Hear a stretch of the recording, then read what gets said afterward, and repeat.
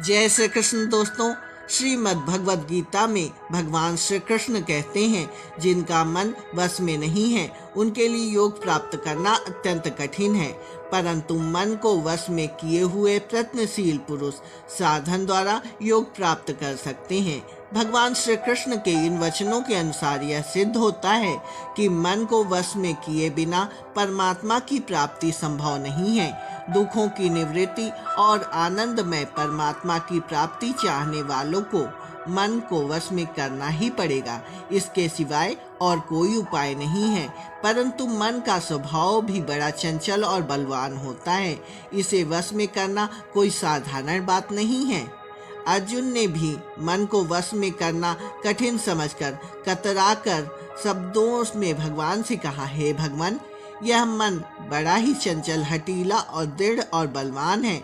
इसे रोकना तो वायु को रोकने के समान अत्यंत दुष्कर समझ में आता है, परंतु किसी को यह ना समझ लेना चाहिए कि जो बात अर्जुन के लिए इतनी कठिन थी वह हम लोगों के लिए कैसे संभव होगी।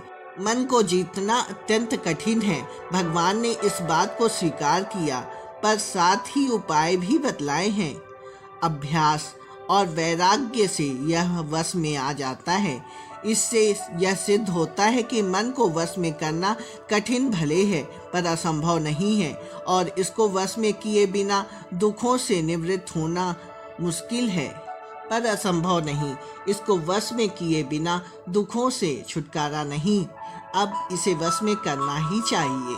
इसके लिए सबसे पहले इसका साधारण स्वरूप और स्वभाव समझने की आवश्यकता है। मन क्या पदार्थ है? यह आत्मा और अनात्मा पदार्थ के बीच में रहने वाली एक विलक्षण वस्तु है। यह स्वयं अनात्मा और जड़ है, किंतु बंध और मोक्ष इसी के अधीन है। इसका कार्य संकल्प विकल्प करना है। यह जिस पदार्थ को भली भांति ग्रहण करता है स्वयं भी सदा कार बन जाता है। यह राग के साथ चलता है। सारे अनर्थों की उत्पत्ति और राग से होती है। राग ना हो तो मन परपंचों की ओर ना जाए। किसी भी विषय में गुण और सौंदर्य को देखकर उसमें राग होता है, इसी से मनोर उस विषय में प्रवृत्त होता है। परंतु जिस विषय में इसे दुख और दोष दिखाई पड़ते हैं उससे इसका द्वेष हो जाता है, फिर इसमें प्रवृत्ति नहीं होता। यदि कभी भूलकर भी प्रवृत्त हो जाता है तो उसे उसमें अवगुण देखकर द्वेष से तत्काल ही लौट आता है। वास्तव में द्वेष वाले विषय में भी इसकी प्रवृत्ति राग से ही होती है। साधारणता यही मन का स्वरूप है और स्वभाव है। अब सोचना यह है कि इसे बस में क्यों कर रहे हैं। इसके लिए भगवान ने उपाय तो बता ही दिए हैं। अभ्यास और वैराग्य, यही उपाय योग दर्शन में महर्षि पतंजलि ने भी बतलाए हैं। अभ्यास और वैराग्य ही चित्त का निरोध होता है, अतः इसी अभ्यास और वैराग्य पर विचार करना चाहिए। भोगों से वैराग्य। जब तक संसार की सुंदर वस्तुएं सुखप्रद मालूम होती है तभी मन उसमें जाता है। यदि यही सब पदार्थ दोषयुक्त और दुख देने वाले दिखाई देने लगते हैं तो मन कदापि इसमें नहीं लगेगा। यदि कभी इसकी ओर गया भी तो वापस लौट आएगा। इसलिए सारे संसार के सारे पदार्थों में दुख और दोष की प्रत्यक्ष भावना करनी चाहिए। ऐसा दृढ़ प्रत्यक्ष करना और नियमित ध्यान करना चाहिए। आज 10 मिनट बैठें, कल आधा घंटा, परसों 2 घंटे। इस प्रकार साधन से साधकों को कठिनता से मिलती है। जब 5 मिनट का ध्यान नियम से होने लगे तब 10 मिनट करें, परंतु 10 मिनट करने के बाद किसी दिन 9 मिनट नहीं होना चाहिए। इसी प्रकार स्थान, आसन, समय, इष्ट, मंत्र का बार बार परिवर्तन नहीं करना चाहिए। इस तरह नियम वर्तिका फिर भी मन स्थिर होता है। नियमों का पालन खाने पीने, पहनने, सोने, व्यवहार करने सभी से होना चाहिए। नियम अपने अवस्था अनुकूल शास्त्र सम्मत बना लेना चाहिए। दूसरा है नियम से रहना। नियम से जीवन जीने से मन को वश में करने में बहुत सहायता मिलती है। सुबह बिछौने से उठकर रात को सोने तक प्रत्येक कार्य नियम अनुसार करने चाहिए। जिस समय पर जो कार्य करना है मन स्वभाव से ही उस समय उस कार्य में लग जाएगा। तीसरा है मन की क्रियाओं पर विचार। मन के प्रत्येक कार्य पर विचार करना चाहिए। प्रतिदिन रात को सोने से पूर्व दिन भर के मन के कार्यों पर विचार करना चाहिए। यद्यपि मन की सारी उधेड़-बुन का स्मरण करना कठिन होता है, परंतु जितनी यादें हैं उतनी बातों पर विचार करें। जो संस्कार सातवें का आपको मालूम दे उसके लिए मन की सराहना करें, और जो संकल्प राजस और तामस मालूम पड़े उसके लिए मन को धिक्कारना चाहिए। प्रतिदिन इस प्रकार अभ्यास से मन सत्य कार्य करने और असत्य कार्य छोड़ने के संस्कार जन्मने लगेंगे, जिससे कुछ ही समय में मन की बुराई से बचकर भले भले कार्यों में मन लगने लगेगा। मन पहले भले कार्य करने वाला होगा, तब उसे वश करने में सुगमता होगी। कुसंग में पड़ा हुआ बालक जब तक अपनी कुसंगता नहीं छोड़ेगा तब तक उसकी कुसंगतियां बुरी सलाह मिलती रहेंगी।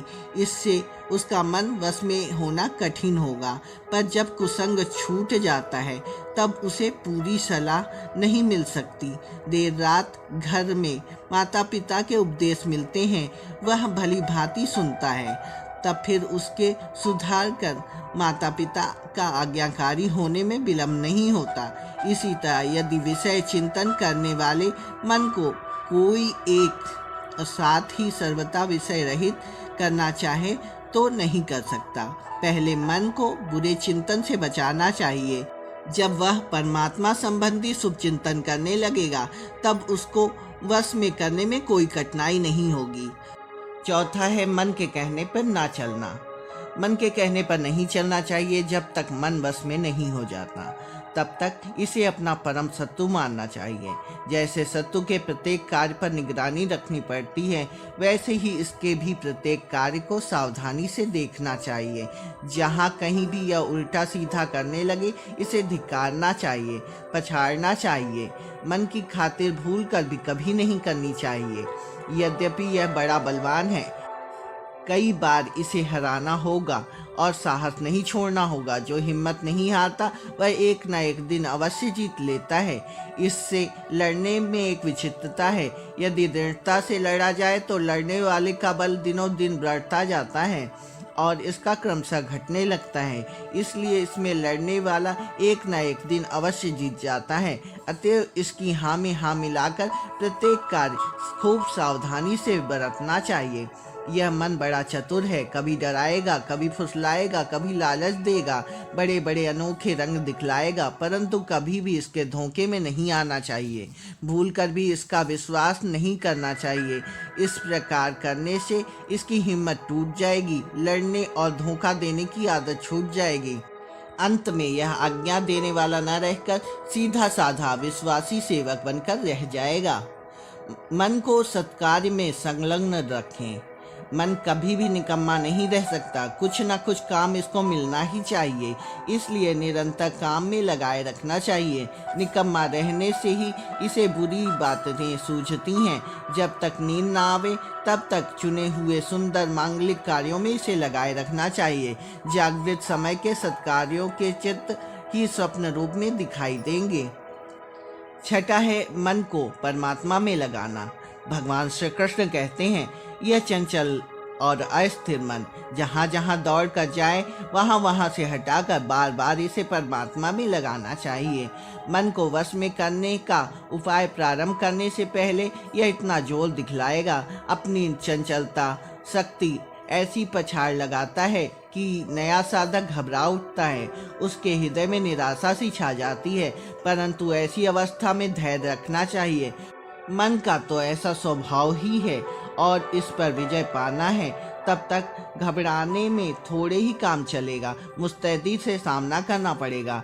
आज न हुआ तो कभी न कभी यह वश में हो ही जाएगा। इसलिए भगवान ने कहा है कि धीरे धीरे अभ्यास करता हुआ उस परमात्मा को प्राप्त करें। धैर्य युक्त बुद्धि से मन को परमात्मा में स्थिर करके और किसी भी विचार को मन में ना आने दें।